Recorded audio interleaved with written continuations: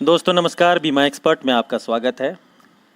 न सिर्फ इंडिया बल्कि पूरे विश्व में लोगों ने लाइफ इंश्योरेंस एजेंसी को करियर के रूप में चुना और अपार सफलता पाई है। इस प्रोफेशन की सबसे अच्छी बात यह होती है कि आप अपने काम का समय, दिन सब कुछ खुद से निर्धारित करते हैं, यानी आप खुद के बॉस होते हैं।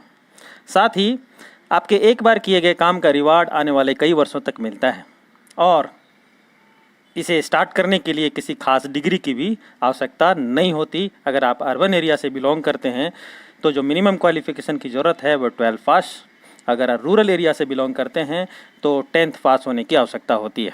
इंडिया में अगर आप लाइफ इंश्योरेंस एजेंट बनना चाहते हैं तो आपको IRDA की एक examination, life insurance certification examination को पास करना होता है, जो पॉपुलरली IC38 एग्ज़ाम के नाम से जाना जाता है। जैसा आप देख रहे हैं, आज का हमारा विषय है how to pass IC38, how to pass IRDA life insurance certificate examinations. Friends, मैं इस वीडियो के माध्यम से आपको 7 टिप्स बताने जा रहा हूं और अपने एक्सपीरियंस के आधार पर ये कह सकता हूं कि अगर इस 7 टिप्स को फॉलो किया जाए तो आपको इस एग्ज़ाम को पास करने में यह वीडियो 100% हेल्पफुल होगी। एग्जामिनेशंस की रूपरेखा कुछ इस प्रकार है। 50 क्वेश्चंस आपसे पूछे जाते हैं। इसके लिए आपको 60 मिनट का समय दिया जाता है, यानी एक क्वेश्चन पे 1 मिनट से ज़्यादा का समय। हर क्वेश्चन ऑब्जेक्टिव टाइप का होता है, जिसमें 4 ऑप्शंस दिए जाते हैं। अच्छी बात यह होती है कि नेगेटिव मार्किंग नहीं होती, यानी अगर आप किसी क्वेश्चंस का जवाब गलत भी देते हैं तो उसके लिए आपके कोई नंबर नहीं कटते हैं। एक क्वेश्चन 1 नंबर का होता है, 1 क्वेश्चन 1 मार्क। पास करने के लिए जो आपको नंबर लाने की आवश्यकता होती है वह 18 नंबर है। उसमें भी आपको 1 नंबर ग्रेस मिलता है, यानी 17 नंबर ला करके भी आप इस एग्ज़ाम को पास कर सकते हैं। अब आइए एक झलक यह देख लेना है कि आपको पढ़ने क्या होते हैं, इसका सिलेबस क्या है। यह सेक्शन 1 है जिसमें कॉमन चैप्टर्स पढ़ाया जाता है। 5 चैप्टर टोटल हैं इसमें। सेक्शन 2 को अगर आप देखें तो उसमें लाइफ इंश्योरेंस, जीवन बीमा के बारे में बताया गया है। कुल 11 चैप्टर हैं।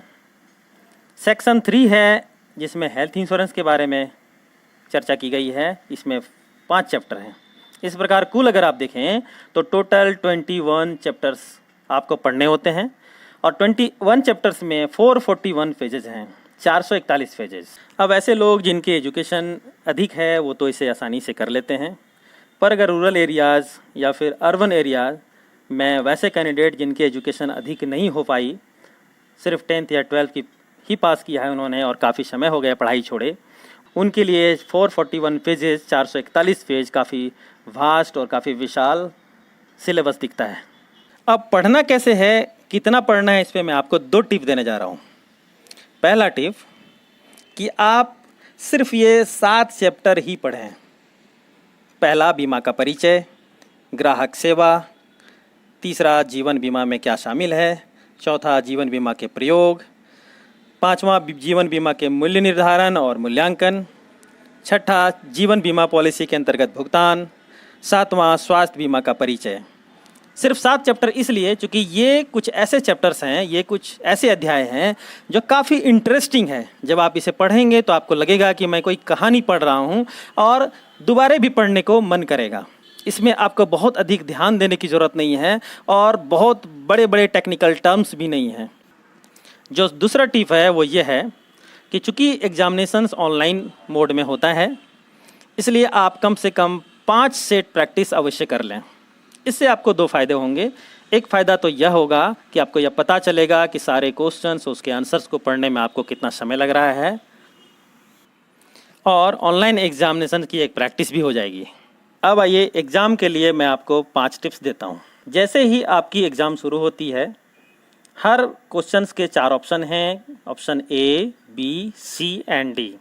आप किसी एक ऑप्शन को सेलेक्ट करें। मैं रिकमेंड करूंगा कि आप ऑप्शन C या D दोनों में से किसी एक को आंसर के रूप में सेलेक्ट कर सकते हैं और फिर उसी आंसर को, उसी ऑप्शन को, जैसे आपने अगर D का सिलेक्शन किया तो D ऑप्शंस को ही आंसर मानते हुए पूरे 50 क्वेश्चंस में उसको आप क्लिक कर दें, उसको टिक कर दें। आप कहेंगे कि इससे क्या फ़ायदा होगा। इससे 2 फायदे होंगे, क्योंकि इसमें कोई नेगेटिव मार्किंग नहीं है, यानी अगर कोई क्वेश्चन का आंसर गलत भी हो जाता है तो आपके नंबर नहीं कटते हैं। तब आपको पूरे 50 में 50 क्वेश्चन तो करने ही थे, जो कि आपने सिर्फ 4 से 5 मिनट में ही कर लिए। जो दूसरा फायदा होगा वो ये होगा कि संभावना के नियम के हिसाब से, प्रोबेबिलिटी की थ्योरी के हिसाब से 4 ऑप्शन में किसी एक ऑप्शन के सही होने की जो गुंजाइश है वो कितनी है? 25%।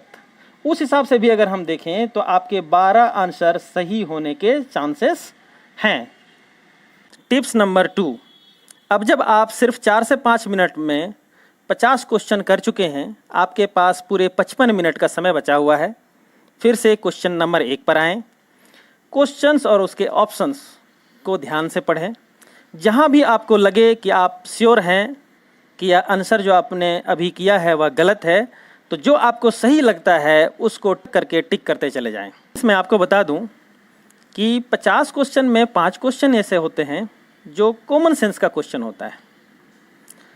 5 और ऐसे क्वेश्चंस आपको मिलेंगे जो प्रैक्टिकल बेस्ड क्वेश्चंस होते हैं, पूरी तरीके से व्यवहारिक सवाल होते हैं, जिसे आप एक बार अगर ध्यान से पढ़ें तो आप उसके आंसर का अंदाज़ा लगा सकते हैं। अगले और 5 क्वेश्चंस ऐसे आपको मिलेंगे जो उन 7 चैप्टर्स से होगा जिसे आप पढ़कर आए हैं।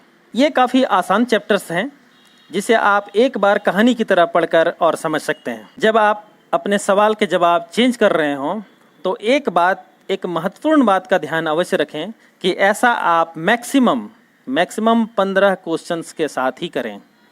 यानी आप सिर्फ 15 क्वेश्चंस जिसमें आप श्योर हैं मैक्सिमम, उसी के आंसर को आप चेंज करें। टिप्स नंबर 3, अगर कोई क्वेश्चन आपको काफ़ी लेंदी दिखे, 2 से 3 से 4 लाइनों में दिखे, तो नॉर्मली उसके आंसर्स भी 2, 3 और 4 लाइन्स में होते हैं। ऐसे क्वेश्चंस को टच करने की ज़रूरत नहीं है, उसे ज्यों का त्यों छोड़ दें, क्योंकि यह आपका समय बर्बाद करेगा। टिप्स नंबर 4, जिस भी क्वेश्चन का विकल्प यानी ऑप्शन उपरोक्त सभी या इनमें से कोई नहीं हो, then go for that option. आप उसी ऑप्शन को अपने जवाब के रूप में क्लिक कर दें। टिप्स नंबर 5, अगर कोई सवाल बड़ा हो यानी 2, 3 और 4 लाइनों का हो और उसके ऑप्शंस, उसके विकल्प 3 विकल्प छोटे छोटे हों, पर कोई एक विकल्प अगर लंबा है तो आपका आंसर वही लंबा वाला विकल्प होगा। अब कंक्लूजन के तौर पे एक लास्ट सजेशन देना चाहूँगा।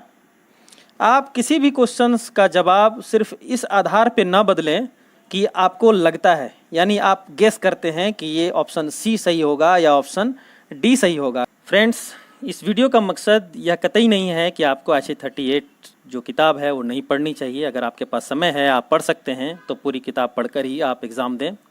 पर एग्ज़ाम छोटी हो या बड़ी एग्ज़ाम हो, उसके कुछ टिप्स ज़रूर होते हैं जो एक्सपीरियंस बेस्ड होते हैं।